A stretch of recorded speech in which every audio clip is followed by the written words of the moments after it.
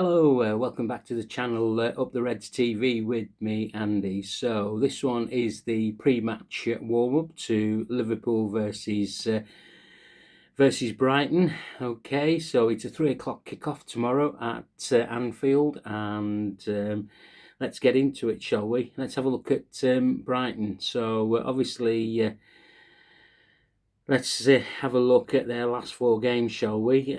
4 games, won 2, drawn 1, and lost 1. So let's see who those games were against. So the home game, they won 2-1 against Brentford. The away game, a 2-0 victory against Nottingham Forest. They had a home game against inform Aston Villa, which they lost 4-3. And they had a home game against West Ham. Oh, and in that West Ham result, it was a 90th minute equaliser in that game. So they're a settled side, haven't they? They play 4-2-3-1. Does their manager, what's he called?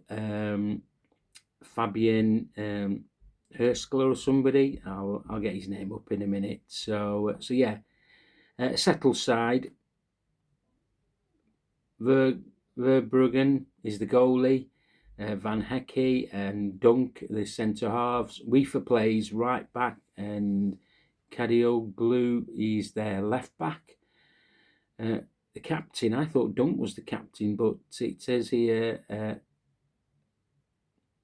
Baliba is their captain, if I pronounce that right. Gomez is sitting midfielder with Baliba. Maitai, or is it Mintai, plays on the right hand side. Rutter in the middle. De Sousa, if that's how I pronounced it, plays on the left hand side. And Danny Welbeck has been the forward recently because they've got horrendous injuries of Brighton, and including in that injury list is our old boy James Milner. He's injured as well. As I said, they've got other key players out as well in their squad. Now, they always give us a hard game, don't they? Always. They're always close games. Nobody runs away with it. They are in 8th in the league, 23 points. Also the same points as us, but we're in 10th place. They'll have a better goal difference than ourselves. Yeah, their manager, Fabian Herskler, he set some really good to counter-attack teams. That's the way he plays. He does low blocks and tries to catch the team on the counter, and I see that being no different style of play against the Reds at Anfield. So let's look at Arne Slot's press conference, shall we? Obviously, Conor Bradley sits this one out due to a suspension with a needless booking he picked up against Leeds. So, first question, you know what I'm going to say on Salah being involved tomorrow. His words: I will have a conversation with Mo this morning, and the outcome of that conversation determines how it will be tomorrow. Next question. What does Salah, need to do to resolve the situation? Arne Slot said, what I need is a conversation with him, and I think the next time I speak about Mo should be with him and not in here. Great answer. Has he had an apology? Has he, as in Slot, had an apology, or does he need an apology? Gives really the same answer. Unbeaten in the last 4 games. This is what I said last time. You know, it's good that we are unbeaten in the last 4, and it is without Mo Salah. Is it just a consequence, or is there something into it? I'm going to let you guys leave it, make your own minds up, but I certainly know what it is for me, and that is, yes, we are bit tighter without Mo Salah. And the results, although they're not fantastic, they do just prove that, we are harder to beat. He said, apart from being unbeaten, I think we have shown we have been a team in the last 4 games that were indeed difficult to beat. I've said that to you guys, haven't I? That it was difficult to create chances against us.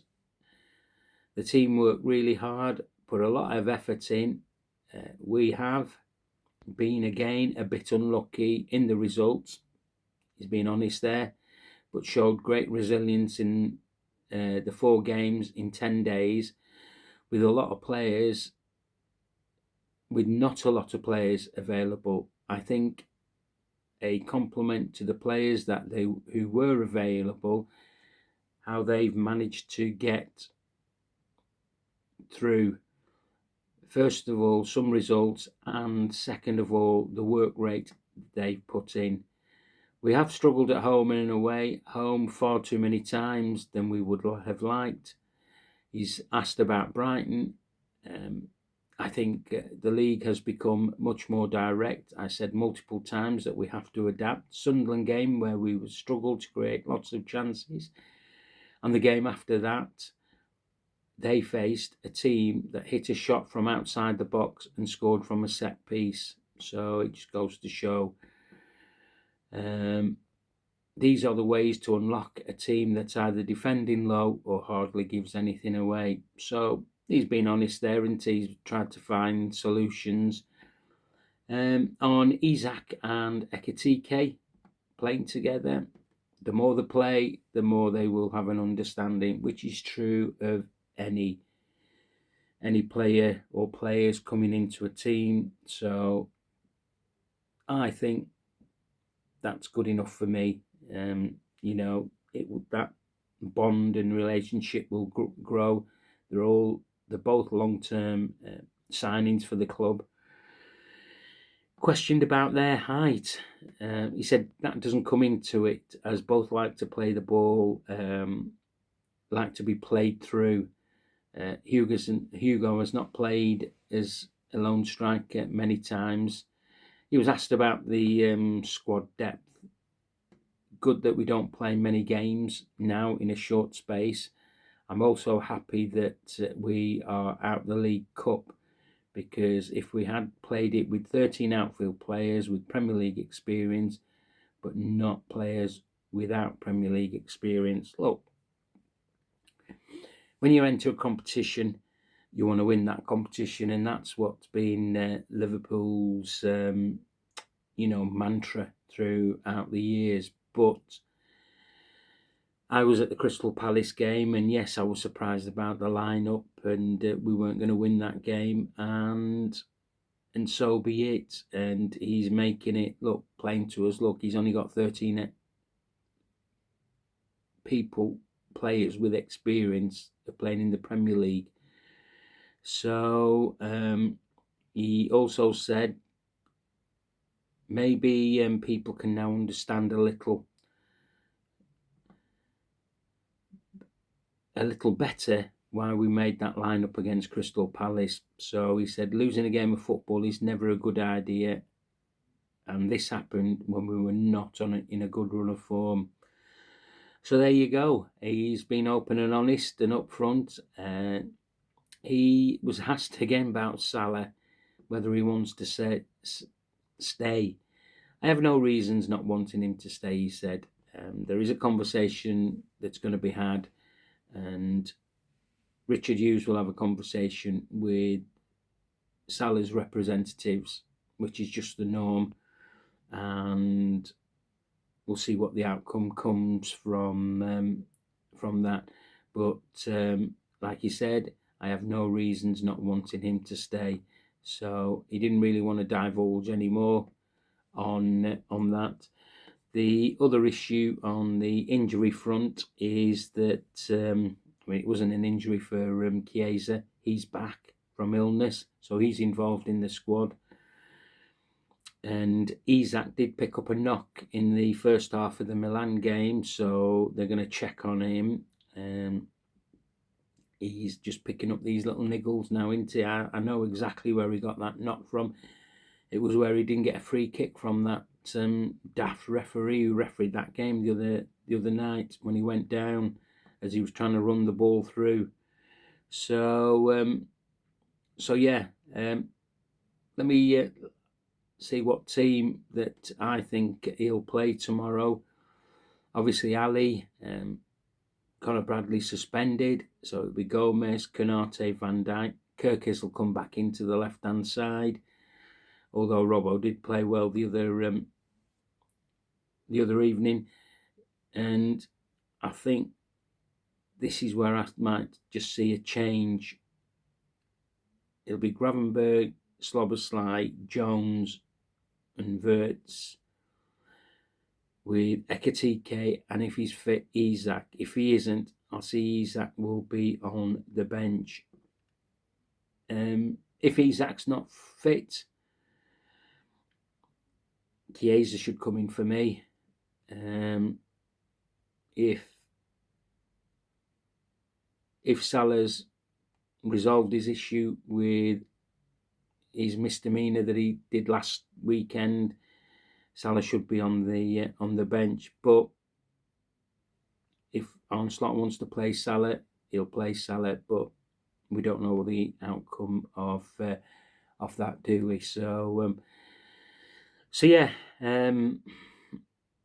it's going to be a toughie. Hopefully, 60,000 fans are singing all Liverpool songs and not just one person's song in there. And by that I mean we don't want to be hearing Mo Salah's chant all the way through the game. There's other songs to be sung. Let's get behind the team. I'm not there. I wasn't fortunate enough to get a ticket for this one. But another thing I want to talk about is that the lack of goals that we've scored in the first half this season. It's amazing. I think, is it West Ham, Bournemouth, and the other, I can't think of the other team that we've only scored in the first. Was it Brentford? I'm not 100% sure. Correct me if I'm wrong, guys. Okay, so, but yeah, you give me your thoughts on what the side should be, and just like me, you'll be sick and tired of hearing about the Salah situation. We've got games of football to play, and I want us to concentrate on those games of football. We are unbeaten in 4. Can we score a goal in the first half? That would be nice. Can we see out the game professionally like we did against Milan? That would be even better. And we will see how we get on tomorrow. Okay, that's enough from me. I'm off to grab a Chinese. Well, it is Friday night. I'll do a post-match tomorrow. It'll be out at 8 o'clock. Okay, I'll speak to you guys then, and enjoy the rest of your Friday evening. Up the Reds.